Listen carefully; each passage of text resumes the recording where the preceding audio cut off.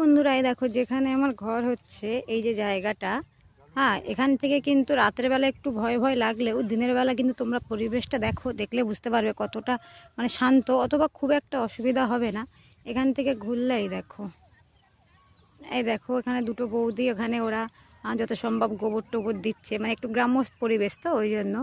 আবার এখান থেকে দেখো ওখানে বাড়ি আছে, এখানে কীরকম হাঁস খেলছে, গরু চড়ছে ওখানটায়, এই যে বৌদিরা সব গরুর দুইছে, মানে এখানে সবাইকে একটু গ্রাম্য পরিবেশ।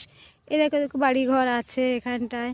এই দেখো কত গরু ছাগল সব চড়ে বেড়াচ্ছে। এই একটা বাড়ি হচ্ছে, যদিও আমি ক্যামেরা জুম করেছি বলে কাছাকাছি লাগছে, একটু দূরে করতে হবে।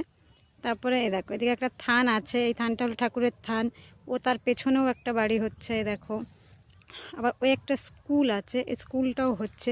আর সবথেকে বড় কথা, ওই দেখো একটা ইস্কনের মন্দির তৈরি হচ্ছে। তো যাই হোক বন্ধুরা,